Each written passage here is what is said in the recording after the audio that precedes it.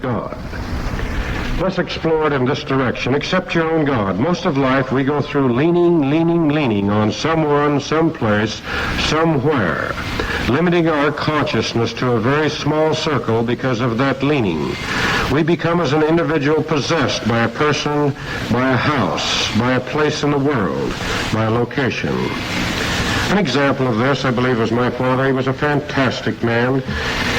He had a ranch in Surprise Valley, Modoc County, California, that was left to him by his grandfather, a beautiful mountain community. He loved this ranch, he loved his children, he loved his wife, he loved his ranch, but he was possessed by it.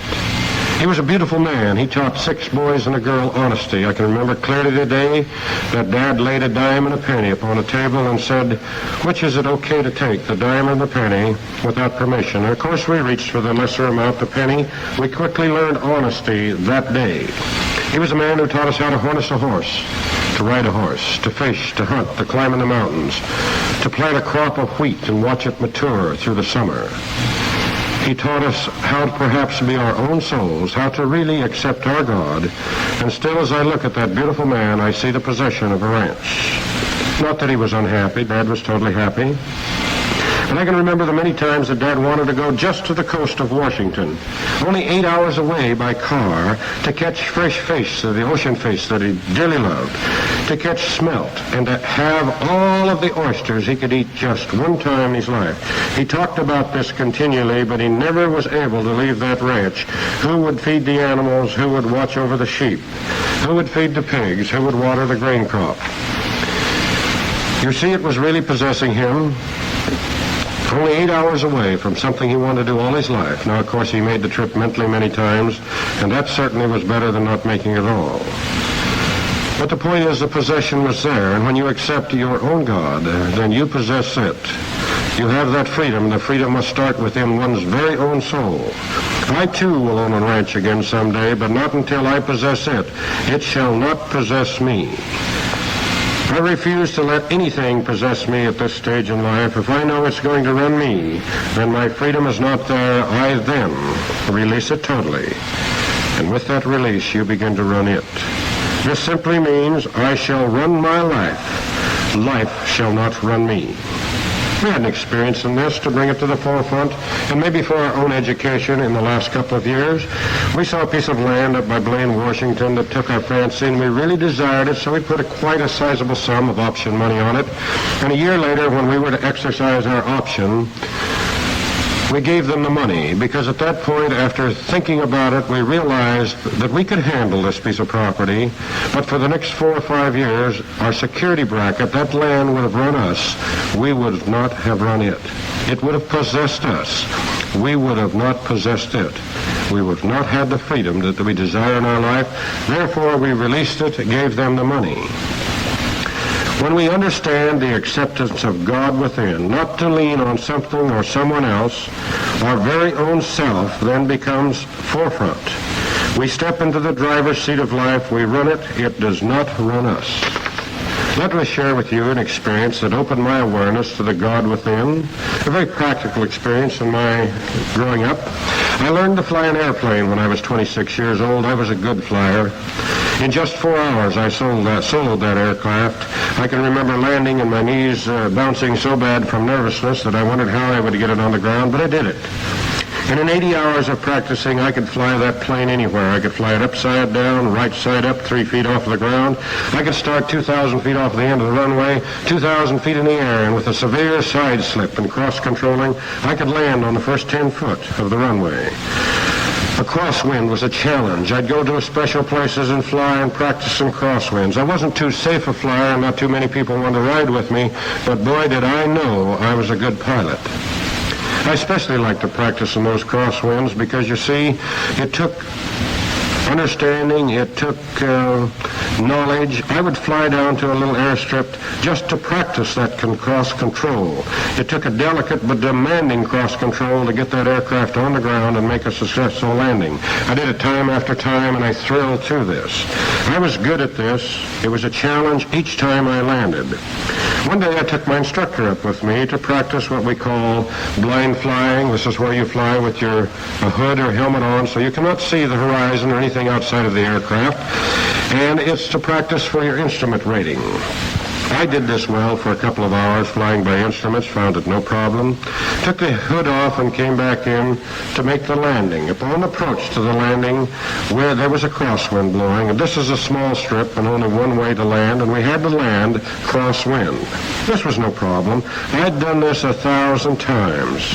In fact, it was a challenge. It was a thrill just to do this sort of thing. But sitting beside me, folks, right there in that seat, is my instructor who knows more about flying than I will ever know as far as Verl is concerned. She learned to fly back in the days of the first aircraft, the old Jennies. She's flown many of the women's transcontinental air races. She's flown into Alaska. You see, as far as I am concerned, as far as Verl is concerned, the god of flying is sitting in the seat beside me, ready to take the controls. Well, we made the approach, and the crosswind picked us up and began to drift us over the parked aircraft. We drifted over, and of course we were descending at quite a rate, coming in for a landing, and I seemed to freeze. Every muscle in my body seemed to freeze, and I became immobile. We drifted to the side more and descended more toward the aircraft, and still Verl did absolutely nothing. You see, I had God flying right there beside me. Surely she would take over.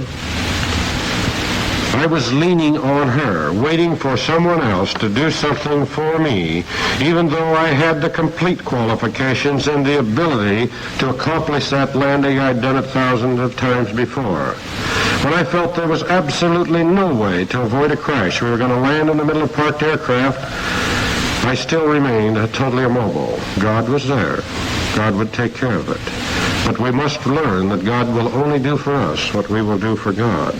At the last moment, she grabbed the controls, whipped that plane to the side, set the wheels down on the runway, stopped it, and sat there in total silence for a moment, just looking at me. I was truly amazed, a little frightened, but truly amazed. I didn't even know you could make an aircraft do what she had just done with this aircraft. After the landing, in that deep, deep silence, she looked at me in not too nice a language. She said, "When are you going to learn to fly this so-and-so thing?" You see, if she, the god of flying, had not been sitting in the seat beside me, what would have happened? What would have been the results of that landing? Well, let me tell you. Absolutely nothing but a perfect landing would have been made. You see, with her to lean on, without her to lean on, I would have corrected the first sign of a crosswind. I would have made a perfect landing all by myself if I had depended on my God within. But with God beside me, I leaned. I became possessed by another person, therefore did not depend on the ability that I had myself. Accept your own God. Learn not to lean. When we do this, we will no longer lean on people, places, and things. We will not depend on them for our love. That becomes total freedom. And that word, freedom, means love. We must do it first by accepting God within ourselves, finding and freeing within ourselves to find this God. We must grant ourselves the total right to be who we are and who we are not. We must release and let go. Grant myself the right to be who I am and who I am not. As soon as I do this, no longer do people, places, and things possess me. Now, it must be done from the inside out, because that possession only exists. When the possession comes in, it only exists within the mind. You see, if the house or the home you live in possesses you, all your life you will desire to travel, to do things that you cannot do because you must stay home to water the lawn, to work in the house. It becomes a security blanket which possesses you. We're possessed by areas. I know people in San Francisco who will not attend a function in the north side of San Francisco because their whole world consists of just the south side of the city. I've taught classes in San Francisco and gone to the north side, and it's only a 20-minute bus or cable car ride up there, and people have said, "Verl, come to South City to teach." I haven't been 20 miles to the north side in 40 years. They're letting an area of South City possess them that's the size of their consciousness. And there's nothing wrong with this. You can be happy in that consciousness, but there's a whole world, there's a whole universe to explore. And when we free ourselves within the soul, then that universe begins to become ours. I know people leaning on other people so much that the world around does not even exist, just that individual. When we accept our own God, when we accept our own destiny, the whole world becomes ours, the whole universe then flows in and seems to be one with us. Now, all of these theories and examples will do us no good unless we can put these solutions to work within our lives. These examples, we must make the aha happen. Remember, knowledge comes from without, and you can put tons of knowledge within your brain that you'll never actually use in experiencing life until you actually use it. And the aha makes this happen. The aha is enlightenment. It comes from within. It's again deep within. We seek and seek enlightenment, and when it finally happens, it usually comes in a split second, and that comes when we experience that thing we're seeking. When it actually happens to us, we stand back and say, aha. Aha, I understand. And no longer are we possessed by it. No longer do we care what other people think. We have experienced it. The enlightenment has come to us. It is our experience. Aha. So let us explore what is God so that we may accept our own God. But to understand God, let us first explore the word love. What is love? Let us now in our minds pause for just a moment and think of some one-word definitions of love. Just for a moment in silence, what does love mean to you? Just one-word definitions, like peace and happiness, whatever word comes to you. Okay, in any class situation, we will ask this question, what is love? And we find the words of peace and happiness and commitment to another person and passion and compassion, peace, sharing, caring. All of these beautiful words come forth the moment we ask for a one-word definition of love. But you see, I don't believe we understand it because I've had many occasions to take people into counseling on their love life, and I take them into the back room and say, now tell me honestly the story of your love life. And you know, sometimes, and most of the time, I get the saddest tale of woe I've ever heard in my life when I ask somebody for their love life. And that doesn't meet all of these words of caring, sharing, peace, prosperity, and happiness. What is wrong here? Love is not that sad tale of woe I heard. Either we don't know the meaning of love, we don't understand it, we hold it in the wrong perspective. We don't know how to use it. Something here doesn't ring true. So love, what is love? Well, let's go back to God now for just a moment.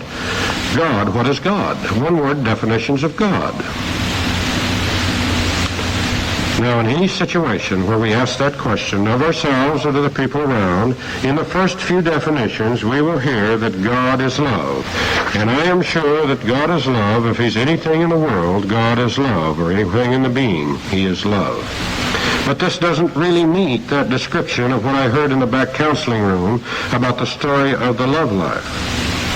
So let's explore this. What did God grant you as love? What did God really grant you as love? He granted you total being. He granted you the right to be who you are and who you are not. He granted you the right to be who you are and who you are not. He says, today, Verl, I create. I grant you the right to be who you are and who you are not.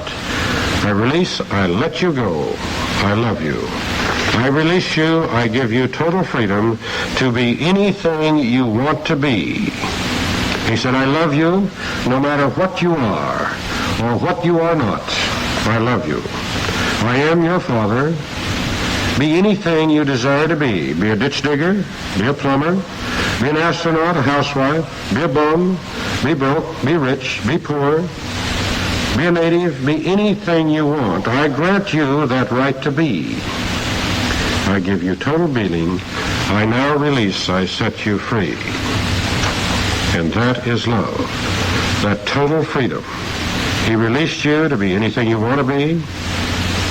He gave you all at that time of conception, or some time when your soul came into being. He granted you the total right to be.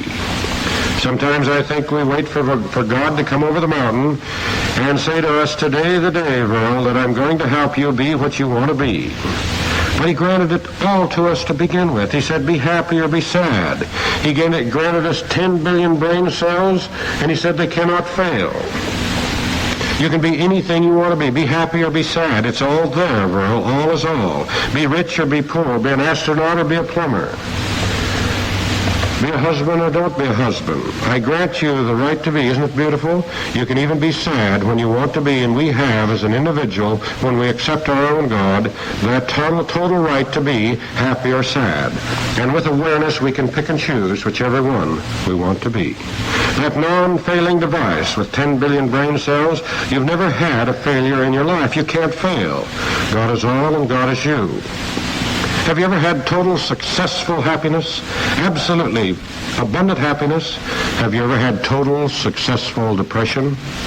Total successful depression? Have you ever had delicious depression, the kind that screws you into the ground sideways, and you wish it wouldn't come back, but oh, it hurts so good, it feels so bad, just a little bit more? I think the real description of that is self-pity and maybe the martyr complex. But you have never had a failure in your life. God granted you the total right to be who you are and who you are not. He released and set you free. And just impossible to fail. Absolute total freedom. When we accept our own God and know our own God, we then possess our life, and the entire success mechanism becomes positive success in our life. The most positive success mechanism in the world is love. There's a mind-expanding theory that we ought to explore for just a moment here. That you cannot take love. Never in your life have you taken love. You must give love to receive it. You must give it. Therefore, love will conquer all things, and that is true. You see, if you can't keep love when it's given to you, that means you must release it and set it free, and to experience it, then it must go on to someone else. And if they take it, they can't keep it either if they want to experience love. So they release it then, and immediately it goes on to the next person. It is a fact that you can absolutely love any problem in the world out of existence. Now, this is a mind-expanding thing about giving love, the only way you can receive it. It's like a little child. Don't try to love your little child 10 or 20 times a day. We've had that experience. One of our uncles came over, sat us up on his knee, and tried to love us, and we wished he wouldn't come. Give the child 1,000 things a day to love. Open your arms, give him to love, because he cannot experience till he's giving you love, and you cannot experience till you're giving it back. That's why a pony is so important. That's why a dog or a cat. You see the little pony standing out in the garden saying what? Throw your arms around my neck and give me love. No possession, not demanding that love, just simply giving that love. So if we're going to be able to give this love freely and whenever we want to, then we must accept ourselves. We must release and let go, grant ourselves that right to be who we are and who we are not. So let's explore this love concept in another way. What's the opposite of the word release? You see, God granted you the total right to be who you are and who you are not. He released you. He gave you total freedom to be anything you want. So the key word we're looking at is release. What's the opposite of the word release? Well, the word we're looking for is possession. Possession. And no one wants to be possessed. Many marriages have failed, not because each person was not trying to love one another, but because they were possessing. And every moment you reach out to possess something, recognize immediately it possesses you. It possesses you. This is like land in Calaveras County. We went there a number of years ago, and the only thing we wanted to do is to build our future in this community, and it did well for us, and we did well for it. From manager of the Calaveras County Fair on into being in elementary politics and supervisors and sharing and caring in all the clubs and the organizations. But all of a sudden, I felt that I needed to leave Calaveras County. I need a bigger horizon. We wanted to move someplace. But you know, I knew it was possessing me. I knew I had to leave Calaveras County. And as long as I have to leave Calaveras County, will I ever leave it? No. Every thought's a prayer, every thought's an affirmation, and my affirmation is I have to leave Calaveras County, but I can't. Sales could not be made. Nothing would move. One day as I sat down in meditation, very quickly and quietly cleared my mind, I realized that happiness and possession is within your own mind from the inside out. If long as Calaveras County possesses me, I shall not move out of it. You see, no longer does it possess me. I can be just as happy there as any place else. Now, without that possession, I have the freedom to move. I think a good example to explain this is this simple. I married a beautiful girl called Barbara Polson. I changed her name to Minto, and this was in a little town of Mount Pleasant, Utah. We were married in the Presbyterian Church, and that marriage started with love and peace and happiness and the granting of the right to be who you are and who you are not 2,000%. In fact, it was sort of an exciting start. As I married Barbara and they said I do, we had to walk across a 3-foot platform and go down some steps, and over in the end was an organ pit. And if she had not have had a hold of my hand guiding me, I was so excited, so exotic, so beautiful, granting so much love that day and receiving so much that I would have walked off into that organ pit and hit on my head. So my marriage started, you might say, with a great excitement. And it stayed that way for 2 full weeks, people. I granted that woman, just like God granted me, the right to be who I am and who I am not. I loved her because I loved her, not because her eyes were blue, not because she was tall, not because she was short, fat nor slim, not because she was going to be mother of my children, not even because she was being my wife. I just loved her. I granted her total being. That's all I could see was love and beauty within the soul of that woman. I did this for 2 whole weeks. 2 total full weeks. I loved her totally in freedom. And I can remember this very, very clearly. I got out of bed one morning before she did and walked into the kitchen. And in the kitchen sink, the dishes were dirty. Now, I grew up in a family of 6 boys and 1 girl, and I was the 3rd boy, and I guess that I felt that... I guess the family felt that I should have been the girl because I seemed to get most of the dish-doing duties. And I guess from this subjectively I made up my mind that if I ever married anything that resembled a girl or had skirts on, that I simply she would never leave dirty dishes in the sink. There never would be dirty dishes there. So I see the dirty dishes in the sink and I walk back in and I kiss her awake. And as her eyes come open, I love her for a second, and then I say to her, you know, if you love me, you'll never leave dirty dishes in the sink again. Now, this is 2 weeks. Do dirty dishes have anything to do with love? Absolutely none. It was only 2 weeks later, and she slammed the door. I was sleeping late that morning. I came straight up out of bed, and as I did, I said, what is it? What is it? She said, if you love me, you'll get out of bed and do the dishes. Not do the dishes. If you get up out of bed and do something around here. Now, pretty soon it was, if you love me, you'll be on time. The children came along. If you love me, you'll stay with the children. If you love me, you'll go to the Christmas party with me. If you love me, you won't look at those other men. If you love me, you'll keep the house clean. If you love me, you'll do the shopping for me. You see what we're really saying here, if you want my love, then you must get a loaf of bread for me. If you want my love, you must wash the dishes. You want my love, then I shall possess you for it, and that cannot be love. If you want my love, go to the Christmas party with me. That does not create love. That's the exact opposite of love. That is possession. Thank God one day we began to understand this, and we sat down and granted each other the right to be who we are and who we are not. We released and set ourselves free. Now, who must you grant this right to be to first? You see, you can't give anything away in the world till you first possess it.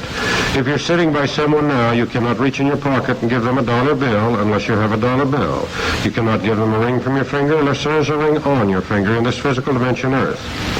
You cannot give anything till you first possess it. So the first person we must grant the right to be to is ourselves. We sat down that day, and I granted myself the right to be who I was and who I was not. I released, I let go. I set myself free. Barbara, my wife, sat across from me and granted herself the right to be who she was not. We opened our eyes and looked into the blue eyes and then granted ourselves the right to be and then the other person the right to be who they are and who they are not. We release, let go, and set free. And once more, we truly loved because we loved, not because we did the dishes, not because we went to the office party. The possession went out, and thank God it happened. We no longer possess each other in any way, shape, or form. I love my wife so much and understand her so much that I never need to see her again. Now, that little statement startles us at first, and that statement startled me a year ago when I was at Cleveland, Ohio. A young couple who'd been in the class, and it was Friday night, and I was packing up, and everybody'd gone home about 2 hours afterwards, getting ready to make the plane the next morning.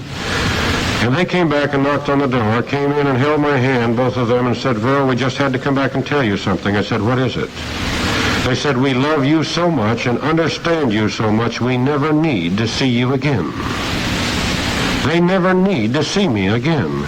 That doesn't mean they won't. We will probably see each other many delicious times throughout life, but we do not need to lean on each other. You do not need me. I do not need you. To do the dishes or any material thing, I can love you because I love you. And the day that any two people, man and wife, release each other and grant each other the right to be who they are and who they are not, to the depth that they love each other and understand each other so much they never need to see each other again, then they can see each other in true dimension every delicious moment, every second of their lives. They will be seeing the soul to soul, not the possession to possession. It's the greatest compliment that perhaps ever happened. I love my wife that much, so much I never need to see her again. But I happen to be cutting this tape this day in Cleveland at the Unity Church. And you see, Saturday morning, I will see my wife in Phoenix, Arizona. I even know the time, at 10:26. And tears are going to roll out of my eyes. I don't need to see her, but I love her so much and understand her so much. I don't need to see her, but is it going to be fantastic and great to reach out and embrace her once more? When we grant this right to be, then we begin to understand the trip of life. We no longer judge. The judgment of life goes out the window. You see, as we walk up to another person, they are not like me and I am not like them, so somebody here must be wrong, and it sure as heck isn't me. Or even a worse sickness, you're not like me and I'm not like you, so I'm wrong and all the rest of the world is right. But another little mind-expanding thing here is simply this. There's no rights, there's no wrongs, there's no goods, there's no bads in this whole universe. Those are just false guidelines that we try to live by.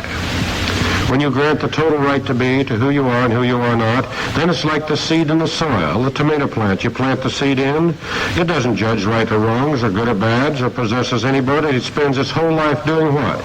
Just being a tomato plant and growing up and producing the best tomatoes it can. It doesn't judge the other plant next to it. The marigold there, you're no good because you don't produce tomatoes. So it grants the total right to be.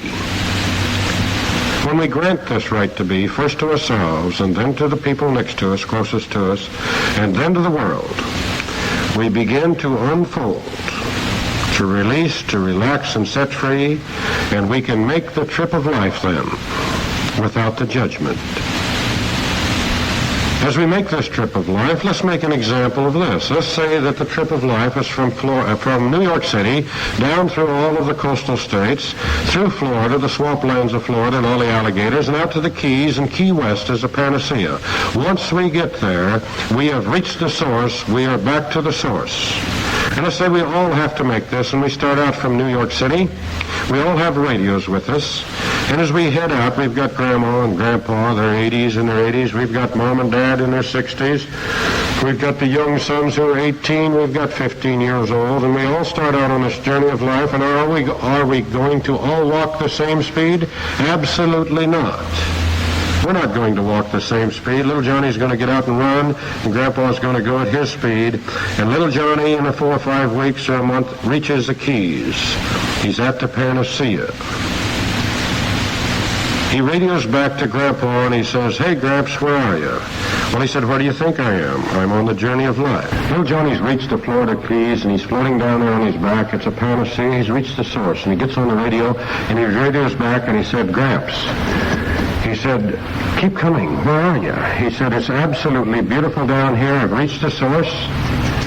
The sun is shining, the fish are jumping, there's fruit on the island. It's beautiful." And Gramps now radios back and said, "You must be crazy. I happen to be in a place where there's nothing but swamp grass and sawgrass and saltgrass and alligators and snakes. In fact, watch out, Grandma, there's a snake right over there. There's an alligator." He said, "You must be crazy. As far as I can see, all I can see is swampland." That happens to be where Gramp is in his journey of life. And so he says, "You're crazy, Johnny." He begins to judge Johnny. And Johnny says, "No, come on, Gramps. You see, do we have a right to judge anybody else in this journey of life? Any right to judge anybody else in the journey of life because they're not walking at the same speed we are? You're not like me, I'm not like you, so one of us is wrong. No, when we grant ourselves that total right to be who we are and who we are not, release and let go and accept our own God within the very soul, we no longer judge. Then we can walk into any situation, into any religion, into any denomination, and no longer judge and say, "Hey, they're not like me, so something must be wrong here." We can pick the good from all. It's like taking all of the denominations, all of the religions, all of the positions in the world and putting them into codes, and you finding that one code of truth that makes all of these codes readable to you. We no longer judge. Some people spend all of their life getting ready to die, and that's the one thing you can't do. We're all on this journey of life, so be it. We're all going from New York to the Florida Keys. And the one thing is you're going to get there. No matter how fast you walk, no matter how many shortcuts you take, no matter how many times you lay down in the shade of a tree, you eventually are going to get there. And we learn no longer to judge that person because they're not walking the same trail, the same route, the same path, nor the same speed we are. And when that judgment goes out, that is total freedom. And the right to be and the trip of life then becomes one of love, not of the hang-ups in our life. I grant myself the right to be who I am and who I am not. I grant you the right to be who you are and who you are not. I understand and I love. I'm going to take the balance of the tape to do a meditation, a standard Alpha Wellness meditation, in which we go through the relax I am within and down through the body of the positive programmings. So if you want to get yourself in a nice comfortable position for the next 20 or 25 minutes, we're going to take time in this meditation to release ourselves and set ourselves free. We're going to release those people closest to us and set them free. We're going to release our problems and set them free. Now, do not be fearful of this in any way, because release means possession, not possession of, but it comes to you. So you love it. You see, there's not a moment in my day that I'm not thinking of my life, of my wife. She possesses me. Does not possess, but I do not demand it, but she loves me, and I know that love is there, and there's not a moment. You call her on the phone right now, and she will say, "Yes, I'm thinking of Verl." It becomes that freedom to have the possession from the outside in. So we're going to release ourselves and release everything around us. The word release is probably the most important word in our vocabulary today in the meaning of. It means total freedom. It means total love. Now release all and everything and say it 1,000 times a day. Don't be fearful. If you release something that you thought was yours and it goes out and doesn't come back, it was never yours to begin with. But if it does come back, it'll be yours for a lifetime in understanding, peace, harmony, and love. And so as we do this meditation, we will actually go to what we call our sanctuary level. Sitting down in the sanctuary, we're going to take a moment to meet ourselves. And the reason we're going to meet ourselves, the inner you, is because you can't give away anything until you possess it. So we want to see that inner peace and that beauty. We're going to imagine ourselves stepping out of the mirror and walking over, and we're going to hug ourselves. And for a few moments, we'll have an intimate conversation with the most important person in the world, that being ourselves, and talk about love and peace and understanding. Just feel the beauty that's deep within. No longer looking at the outside costume, the nose and the hair and the skin, looking into the very, very soul. We'll spend a moment of sending white light to individuals. Because again, we've said the mind-expanding effect of love is you can't receive love until you give it. And as you give that white light to everybody you can think of, and perhaps say silence on the tape of 3 minutes, of peace and prosperity and abundance, mental, physical, spiritual perfection, I love you. No harm can enter in divine right action. As you send that light to everybody that comes to mind, you are giving, and you'll begin to feel your cup runneth over with love. So let's send the light out. Then we're going to use an affirmation, a powerful, powerful affirmation. It's not new. It's been around for 1,000 years. But now let's use it in consciousness till it becomes our absolute habit pattern. It becomes the I am within. And this release will be this. I release all people, places, and things to my divine pattern in life. All people, places, and things release me to that divine pattern. I attract all those people, places, and things that are a part of my divine pattern of life. And all those people, places, and things that are of my divine pattern of life are attracted to me. I release, I let go, I set myself free. We will do this for ourselves at first. We will grant ourselves the right to be in totality who we are and who we are not. We're just okay. I'm okay today just the way I am. Then we will think of the ones we love the most, the closest to us, and grant them the right to be who they are and who they are not. Release them, set them free. Just free to be them, and you to be you, and me to be me. And as a result, all of the hang-ups go out of life, and you love because you love, not because you possess, not because you do, not because of what you are, but just because you're you. And so if you want to take a few moments now to make sure you're in a nice, comfortable position, in an easy chair and lay back. You can lay down on a bed if you want. Lay on the floor or just sit in a nice, comfortable position. And let us now do a meditation to grant ourselves that truly right to be, and the world the right to be, to give us that freedom. And perhaps that healing, and that happiness, and that abundance that's been knocking at our door from the first day that we were created, perhaps even before this dimension Earth. So sit down now and relax. Just take a deep breath, exhale slowly, relax the entire body.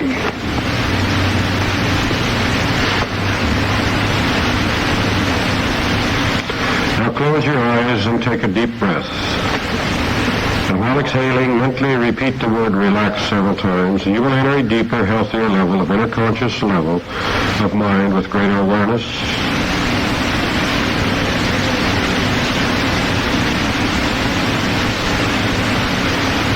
Take another deep breath, and while exhaling, mentally repeat the word I am several times, and you will enter a deeper, healthier level of inner conscious mind with a greater and more expanded awareness. Just relax now and turn within. And now another deep breath, and while exhaling, mentally repeat the word within several times, and you will be in that deeper, healthier, inner conscious level of mind with an expanded awareness. Take another deep breath, exhale slowly, and relax the entire body like a rag doll.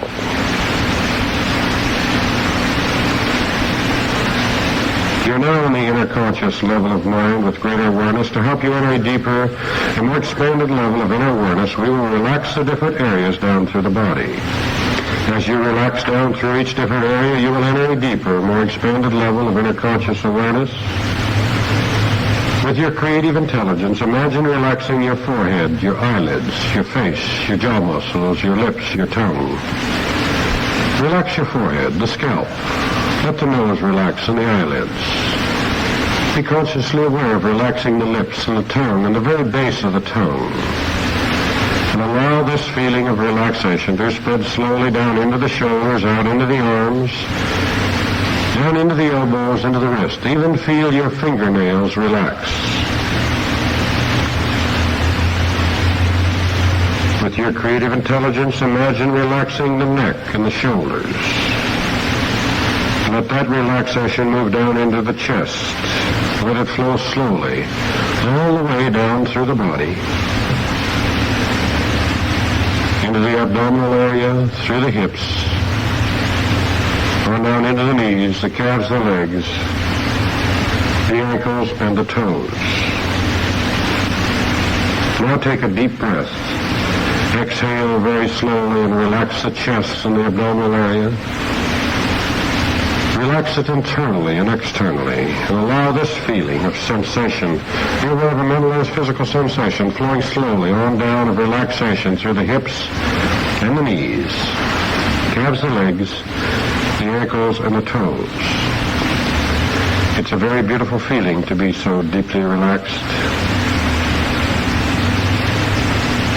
To expand our inner awareness at this time, imagine yourself in a peaceful, relaxing setting, some ideal place of relaxation. When you next hear my voice, 4 hours of time will have elapsed at this level of mind, resulting in total rest, relaxation, and peace within the soul. Take a deep breath, exhale slowly, and send your mind out to a beautiful place, imaginary or real, of complete mental and physical relaxation. When you next hear my voice, 4 hours will have elapsed of complete rest and peace. Take a deep breath, exhale slowly, and relax.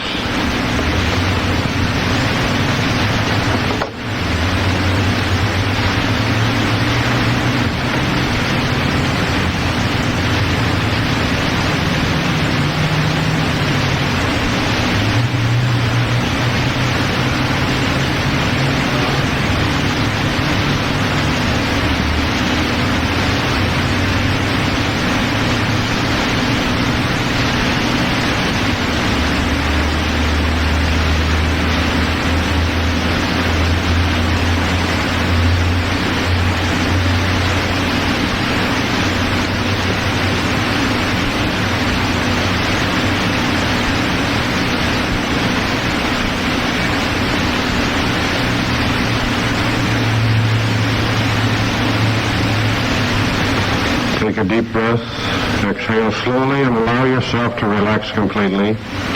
Positive, constructive, creative thoughts are products at this inner conscious level. You may accept any thoughts, ideas, feelings, emotions, anything you perceive at any time at any level of your mind. You are always in control of your own brain-mind functioning. You will always be mentally and physically comfortable. Positive phrase you will use for better living. Every day I'm developing my mind with greater control. Every day in every way I'm getting better and better, healthier and healthier, happier and happier. Every day I will keep my thoughts positive, for I am the results of what I think. I will always act or react in a positive manner. I am learning to become aware of my inner self. The truth of my being is perfection. I will always maintain a perfectly healthy body and mind, free of organic or psychosomatic disorders and diseases. I will always imagine myself having a healthy body and mind. I am developing my senses and my awareness for greater success and understanding. I am developing my ability to hear, to see, to touch, taste, and smell at this inner conscious level. I'm learning to be aware of extrasensory thoughts, ideas, feelings, or impressions. I'm learning to project my awareness to any time or any place in the universe. I'm learning to function with total awareness at the inner conscious level of mind. Take a deep breath now. Exhale very, very slowly. And for just a few moments, relax completely. And just meditate on the word of love. Let's begin it by saying, love I am. Love I am. Love I am. Love I am.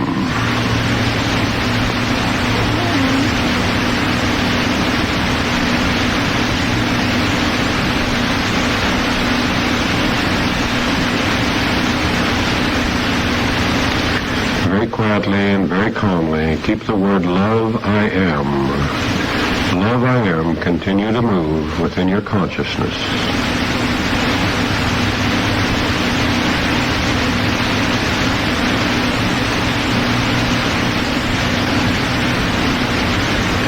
And now let's take the word released.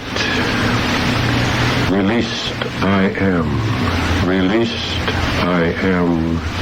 Released I am. Released I am. Let it run quietly through your consciousness. Released I am.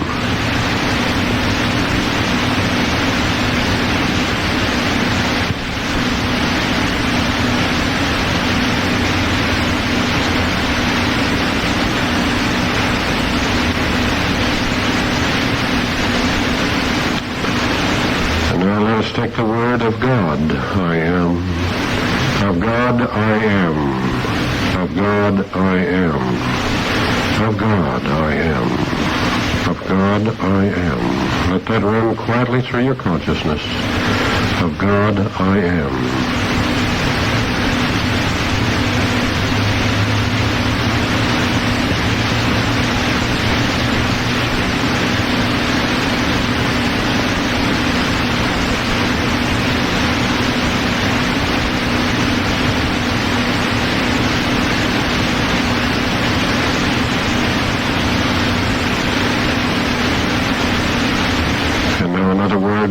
Thank you, I am. Thankful, I am. Thank you, I am. Thank you, I am. Thank you, Father. And now take a deep breath, exhale slowly. Sit down in your sanctuary chair and just relax and lean back. And look across the room and see a mirror over there in imagination and see the real you step out. Smile as you look at yourself, that inner peace, that white light, that beauty. Begin to get the feeling of love and release and of God I am. As you see the real you, and for the next few moments, communicate with the most important person in the world. For about 5 minutes now, let's just communicate with the most important person in the world. About the love and the peace and the happiness and the things you would like to do. And the pure inner peace, the white light and the beauty. And continue to let run through your mind, your inner consciousness, the love I am, the peace I am, the God I am, the beauty I am. Take a deep breath now. Exhale slowly. And know thyself. Communicate with thyself for the next few moments. Just communicate.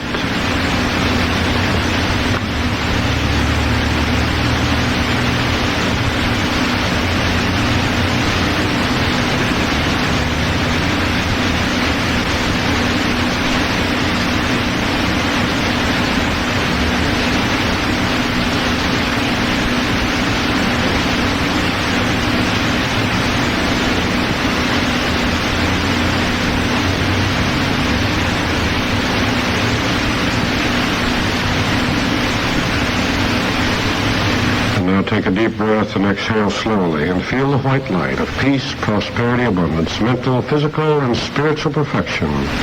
Don't try to understand it, just feel the total well-being of love I am and peace I am and of God I am. Circle every cell in your body and merge yourself together into the being that you are, one of truth, one of peace, one of happiness. And then we grant ourselves the right to be who we are and who we are not. I now grant myself the right to be me. I grant myself the right to be what I am not. I'm okay at this moment and at this time, just as I am. I release, I let go. I release all people, places, and things to that divine pattern of my life. All people, places, and things release me to my divine pattern. I attract all people, places, and things that are part of my divine pattern of life to me, and all people, places, and things that are part of my divine pattern of life are attracted to me. I release, I let go, I set myself free. I release all people, places, and things to that divine pattern of my life right now. All people, places, and things release me to my divine pattern. I grant myself the right to be who I am and who I am not. I attract all people, places, and things that are part of my divine pattern of life to me, and all people, places, and things that are part of my divine pattern of life are attracted to me. I also release, let go, and set them free.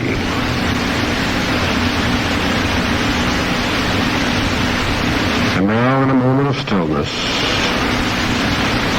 several times, repeat mentally or verbally out loud to yourself in a soft tone, I grant myself the right to be me, who I am and who I am not. I set myself free. I grant myself the right to be who I am, and I grant myself the right to be who I am not. It's okay just to be me.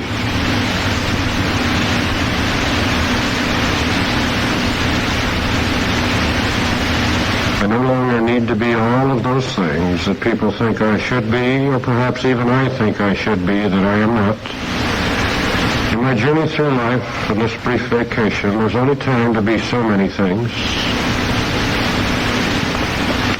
And I no longer will frustrate. I'll set myself free, trying to be all of those things that I should be, that the world around decides that I should be. I am free to be me. And with that freedom, I can pick and choose as I accept my own God.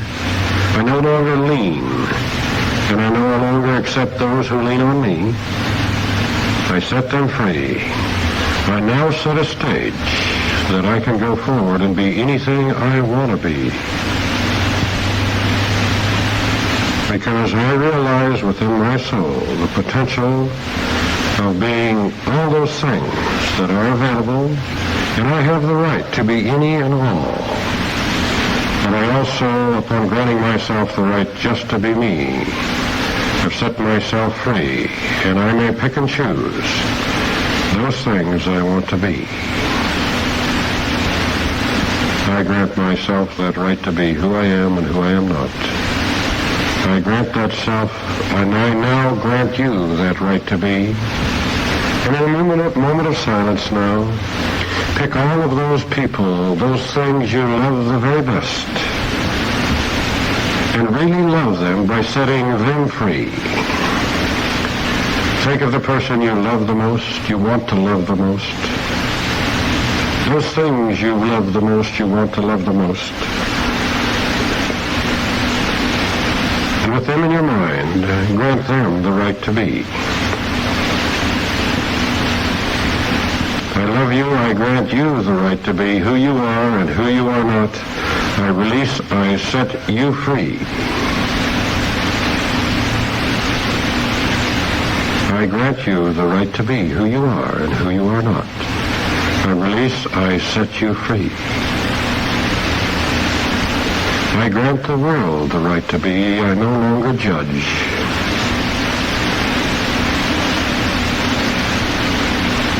I accept that total freedom from deep within my soul.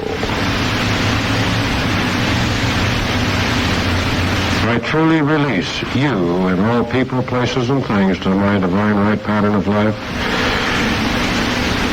And all people truly release me to my divine pattern of life. I attract all people, places, and things that are a part of that divine pattern of my life, and all people, places, and things that are of the divine pattern of my life are attracted to me. And now as I look into your eyes, I look in and I love you because I love you. The opposite of possession is release, and I now release and set free. No longer do I love you because you're my wife or you're my husband. No longer do I love you because you keep me warm or cold. I share and share alike. I love you because I love you. Soul to soul, we have set ourselves free. Take a deep breath now. Exhale very slowly, and for the next few minutes of silence, over and over, release all of those things you love so much, so that they may come back in love to you. We only experience love as we give. That means we must release it. And for the next few moments, in the white light of peace, prosperity, abundance, mental, physical, and spiritual perfection, just love. Just release. All those you can think of, I release you now. I grant you the right to be. I release you now. I grant you the right to be. And what we're really saying is I release you now. I grant you the right to be, and therefore I love you. We are free to love.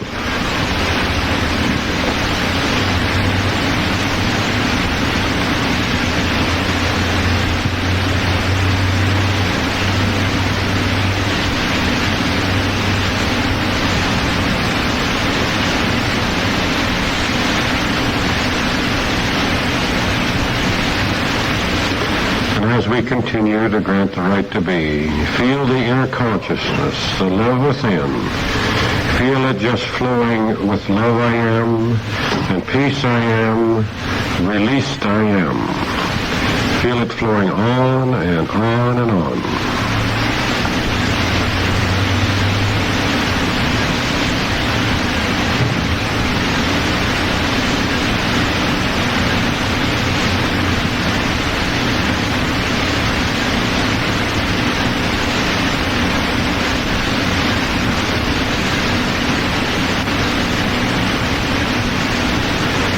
I take a deep breath now, and as I breathe out, I feel that purification, that beauty of the soul.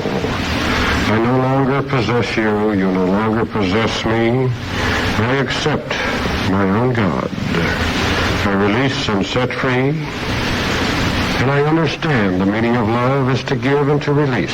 And if I desire a beautiful mouth, I shall release and give to experience love from my mouth, the beautiful remarks, the compliments.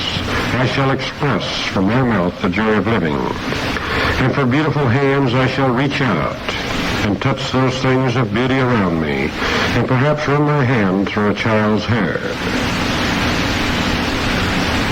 and feel the beauty that's there.